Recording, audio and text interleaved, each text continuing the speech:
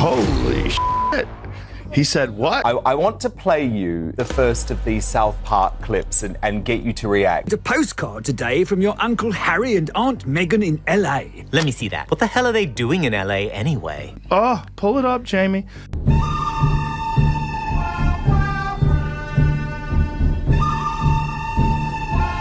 Who's filming this? This one brilliantly exposes some of the Sussexes' laughable hypocrisy. Watch. It's a really good platform to promote my brand. What is your brand? I'm opening this cylinder now. If you're watching, what a... Ta-da! A taste of entitlement, greed, avarice and deception.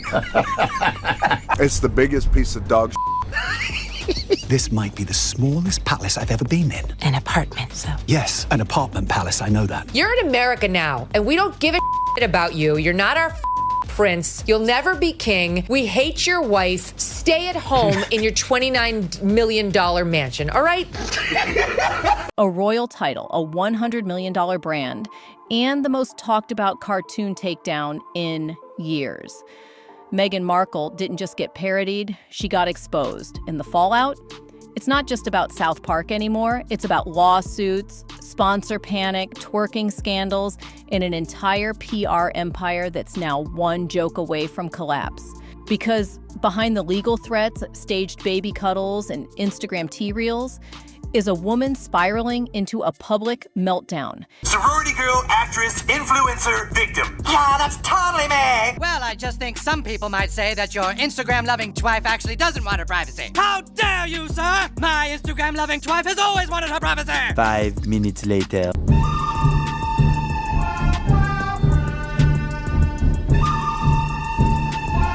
I like working hard. And for the first time, the whole world's laughing.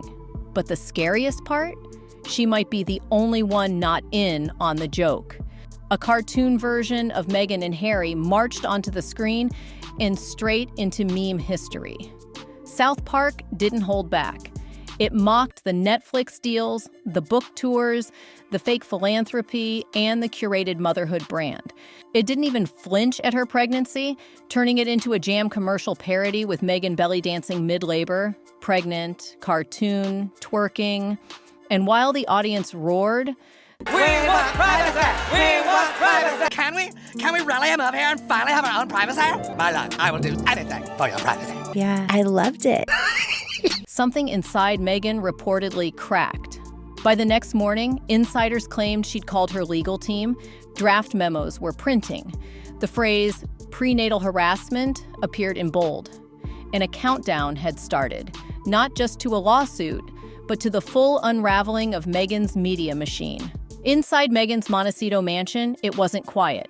It was chaos. Staffers whispering, whiteboards packed with strategy options, crisis PR firms on Zoom at midnight, and in the middle of it all, Meghan, pacing in silence. On a nearby table, a thick legal draft marked Defamation Draft 1. Top line, our client respectfully demands immediate cessation of defamatory content. Translation, they were serious, or at least trying to look that way.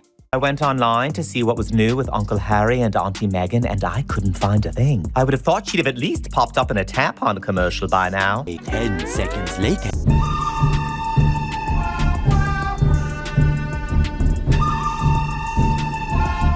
That man loves me so much. He's also a fuck. But here's the twist. Not one lawsuit had been filed. Not in the US, not in the UK, not anywhere. It was a media bluff. Legal ammo locked and loaded, but no one had pulled the trigger because Meghan's team knew the risks. And what scared them wasn't losing in court. It was discovery. If Meghan sues South Park, she opens a door. A wide, ugly door, emails, texts, call logs, even private footage. Every staged photo, every media leak, every burner email tied to Netflix or Archewell, all fair game in a U.S. courtroom. In South Park, they don't bluff. Ask Tom Cruise, ask Scientology, ask Comedy Central's legal team. Meghan's advisors reportedly split into two camps. Camp 1, sue loud, make it public, show strength. Camp 2, Pull back. Don't give South Park a script for their next episode. The reality? A lawsuit wouldn't just cost millions. Insiders estimated $1.8 million just to survive a California anti-SLAPP motion if it moved into discovery. Over $4 million before trial even starts. I have an idea. I was thinking of maybe hosting a little group trip. What would you think about going to London to visit my in-laws? Buckingham Palace? Yes, please. You can't sue a cartoon. It's satire. It is what it is. South Park has done episodes on the royal family, on the royal wedding of Kate and William, for instance. So it's not something that they would be able to sue about. And I generally just don't believe it, really. For a duchess whose Spotify podcast was already pulled for low performance, that number stings. While lawyers scrambled, Meghan took a different approach. Soft focus Instagram posts, cuddling baby Lilibet, freshly posted tea-sipping reels with captions like, "Laughter is nourishing." But the internet wasn't laughing with her. They were laughing at her. TikToks exploded. Commenters called it damage control cosplay. Photos of Meghan crying on one post and twerking on another went viral within minutes. One edit paired her South Park parody with real-life footage of Meghan dancing at a hospital in heels. It wasn't satire anymore. It was real. This wasn't about Meghan versus South Park. It was Meghan versus herself. Behind closed doors, the rift between Meghan and Harry reportedly widened. Jiddo, listen to this. Meghan Markle to join the 11th season of The Real Housewives of Beverly Hills. Ugh, so thirsty for any kind of attention. I would die before I would be on her reality show. Your millions from Netflix for no one knows what. Put it with the rest of them. I've read Spare. I've read it cover to cover. They are a damaged couple. They are people in trauma. According to leaks, Harry suggested they post a simple video. Defend free speech, pivot to the Invictus Games, move on. Meghan's reply? An eye roll, followed by, "How many of your Invictus posts have gone viral?" Even in crisis, Meghan was playing the algorithm. And Harry, he reportedly checked out, scrolling in silence, detached, while aides whispered behind her. The couple, who once stormed out of Buckingham together, now barely in the same room when the printer was humming.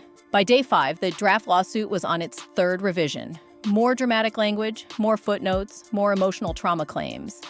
The signature line, still blank. Staff reportedly called it the binder of doom. Some aides joked it read like fan fiction written by a disgraced palace lawyer. Meghan texted me to ask if she could film her show here. I'd die of embarrassment if I were on that show. I can't think of anything worse. The minute you sign a $100 million deal with Spotify, and now you're posting yourself twerking. This is getting worse, this video.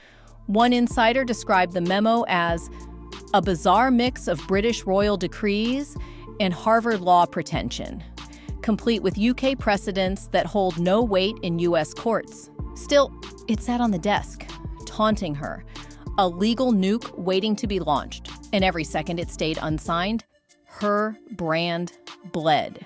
Not a single public figure defended Meghan, not Oprah, not Tyler Perry, not even Vogue or People magazine. In fact, Meghan's usual media allies had gone radio silent. No glowing PR pieces, no red carpet damage control.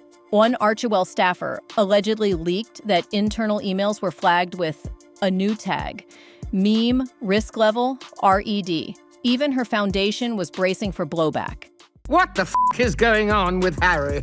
How dare you? I'll say whatever I want. You're in my house now. You want a piece of me? I will you up, girlie. The focus is starting to shift off of me. And it wasn't just PR. A Napa Vineyard deal for her rosé brand quietly paused. A luxury department store in London pulled her lifestyle line from its summer campaign. And Meghan's podcast relaunch deal buried under a new clause: no litigation allowed during active satire scandals. Even her liability insurer wanted out, demanding a 42% premium hike just to stay on board. Meanwhile, in South Park's offices, the vibe couldn't have been more different. Writers launched a Slack channel titled Operation Bring It. It was packed with memes, draft jokes, and animated GIFs of Meghan crying while belly dancing.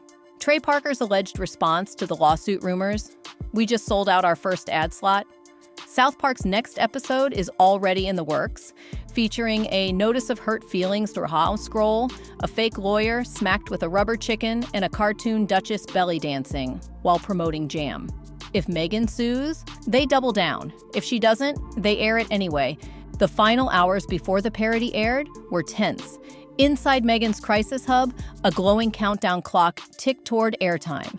Color-coded Post-its mapped possible outcomes. Babe, time to do our daily $250,000 sponsored Instagram post. I shouldn't have left the made-up nonsense. The Duchess of Sussex shared a photo of herself cuddling her daughter on Instagram and a never-before-seen picture from her birth. Empowerment arc, PR collapse, legal leak response. At the center of the table, the lawsuit folder, still unsigned. Outside, Harry scrolled through his phone, silent. Someone reset the printer, again. And then the episode aired. The world didn't blink. It erupted. Twitter detonated. TikTok stitched clips faster than YouTube could serve ads. The Duchess of Dismay wasn't just a meme. She was the meme. In the age of memes, your brand isn't shaped by headlines. It's shaped by punchlines. Meghan Markle tried to control the narrative with lawyers, influencers, and lifestyle reels. But South Park didn't just mock her. It rewrote her public identity in 8 minutes flat. She never signed the lawsuit. She didn't have to, because the world had already made up its mind. And in that world, even a duchess can't outrun a cartoon.